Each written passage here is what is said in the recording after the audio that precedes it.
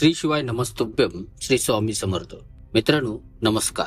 मित्रांनो, तुम्हाला हे जाणून खूप आश्चर्य वाटेल की आठवड्यातील या खास दिवशी जर महिलांनी केस धुतले तर पती मालामाल होतात. तसेच मी तुम्हाला सांगणार आहे की जर महिलांना एखादा सण, पूजापाठ किंवा शुभ मुहूर्तावर केस धुता आले नाही तर कोणते उपाय करता येतात. आणि आपण हेही जाणून घेणार आहोत की महिलांच्या कोणत्या सवयीमुळे पती रंकाचे राजा बनतात. त्यामुळे संपूर्ण माहिती जाणून घेण्यासाठी व्हिडिओ शेवटपर्यंत नक्की पहा. मित्रांनो, हिंदू धर्मशास्त्रांमध्ये अनेक परंपरा आणि रीतिरिवाजांना विशेष महत्त्व दिले जाते. लग्न, विवाह आणि अंत्यसंस्कार यांच्याविषयी भारतीय हिंदू समाजात आजही अनेक परंपरा अस्तित्वात आहेत, ज्यांचे पालन प्रत्येक भारतीय पुरुष आणि महिला करतात. याच अनुषंगाने सुवासीन महिलांना दररोज काही कामे करण्यापूर्वी शुभ अशुभ याची विशेष काळजी घ्यावी लागते. तुम्हाला माहितीच असेल की सुहागीन महिलांनी ठराविक दिवसांशिवाय केस धुणे धर्मशास्त्रांच्या अनुसार निषिद्ध मानले गेलेले आहे. आठवड्यातील काही विशिष्ट दिवशी जर सुहागीन महिलांनी केस धुतले तर त्यांच्या पतीवर अडचणी येऊ शकतात.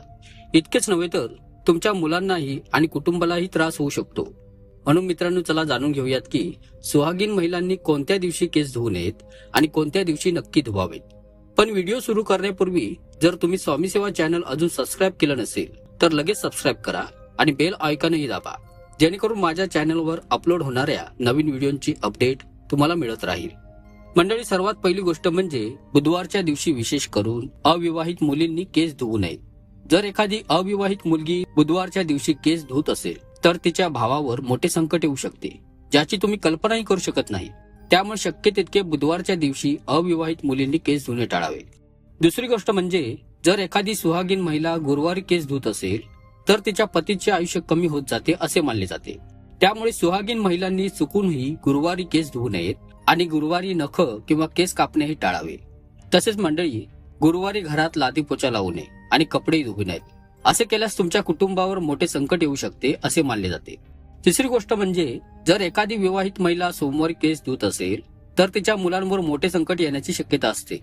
कुटुंबाला मोठ्या आर्थिक अडचणींना सामना करावा लागू शकतो. त्यामुळे विवाहित महिलांनी सोमवारी केस धुणे टाळावे. चौथी गोष्ट म्हणजे, चला मित्रांनो, आता जाणून घेऊयात की कोणत्या दिवशी केस नक्की धुवावेत. तो दिवस आहे शुक्रवार. शुक्रवारी केस धुणे खूप शुभ मानले जाते.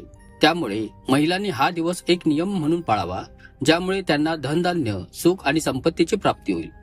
पाचवी गोष्ट, नेहमी लक्षात ठेवा की जर तुम्ही कोणत्याही वाराचं व्रत ठेवलं असेल तर त्या दिवशी चुकूनही केस धुवू नयेत.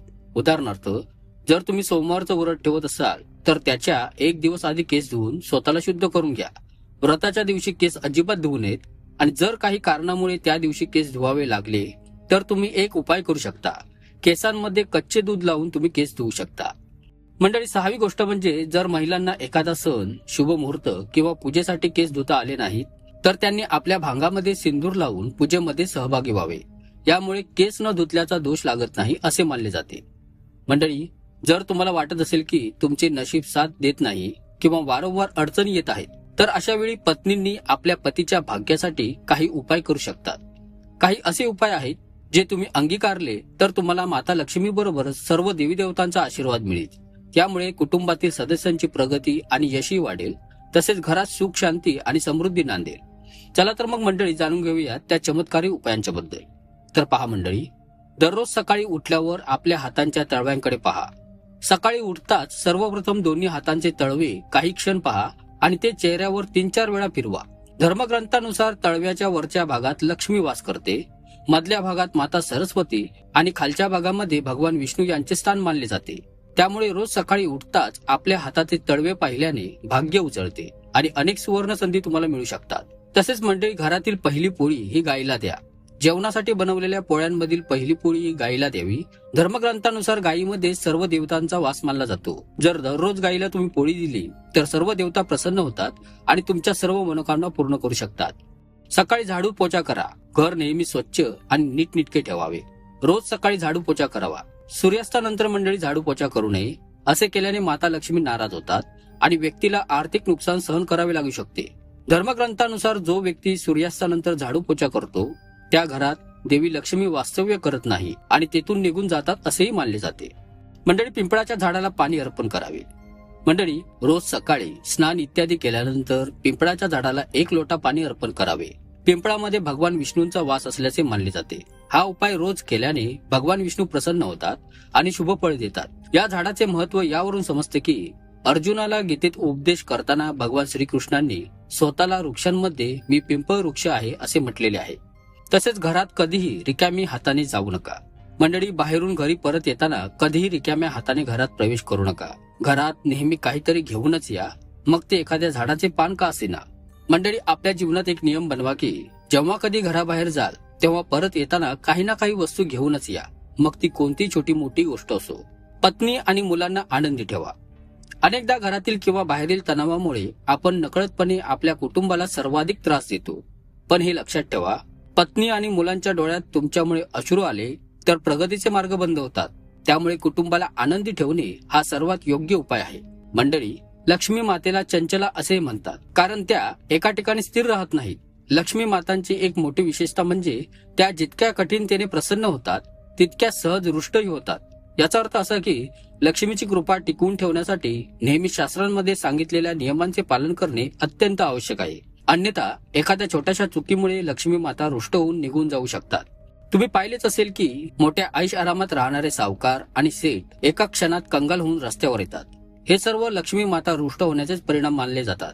म्हणूनच मातेला नाराज करण्यापेक्षा शास्त्रांमध्ये सांगितलेले हे नियम पाळा, जेणेकरून लक्ष्मी माता आपल्या भक्तांवर कधीही रुष्ट होणार नाहीत आणि त्यांची असीम कृपा सदैव त्यांच्या भक्तांवर राहील. जसे आपण सर्वजण जाणतोच की धनाला लक्ष्मीचे स्वरूप मानले जाते. अनेक लोक पैसे मोजताना बोटाला थुंकी लावून नोटा मोजतात. मंडळी, असे केल्याने लक्ष्मीचा अनादर होतो. कोणाकडूनही पैसे घेताना किंवा देताना त्यांना नमस्कार करावा, त्यामुळे माता लक्ष्मी प्रसन्न होतात. तसेच मंडळी, घरात स्त्री जेवण बनवताना किंवा वाढत असताना जर ती खात राहिली तर त्यामुळे हे लक्ष्मी नाराज होतात, कारण यामुळे अन्न उष्टावले जाते. ज्या घरात उष्टे अन्न खाल्ले जाते, वाढले जाते किंवा पसरले जाते त्या घरातील लोकांवर माता लक्ष्मी नाराज राहतात. म्हणूनच स्त्रियांनी जेवण बनवताना श्रद्धेने अन्न शिजवावे आणि प्रेमाने वाढावे. असे म्हटले जाते की ज्या भावनेने अन्न बनवले जाते त्याच भावनेचा परिणाम ते अन्न खाणाऱ्यांवर होत असतो. माता लक्ष्मी म्हणतात की ज्या घरात गृहलक्ष्मीचा हास्यनाद घुमतो त्या घरात महालक्ष्मी सदैव वास करतात. या उलट ज्या घरात पत्नीचा अनादर केला जातो तिथे लक्ष्मीला क्षणभर सुद्धा राहायला आवडत नाही. पत्नीचा अनादर करणारा व्यक्ती अप्रत्यक्षपणे लक्ष्मीचाच अपमान करत असतो. म्हणून मंडळी, जर तुम्ही घरातील महिलांशी रागाने बोलत असाल तर असे अजिबात करू नका, कारण स्त्रियांमध्येच देवीचे रूप असते ज्याची आज संपूर्ण जग पूजा करते.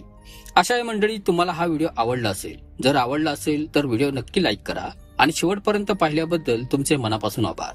भेटूयात पुढच्या व्हिडिओमध्ये. खूप खूप धन्यवाद.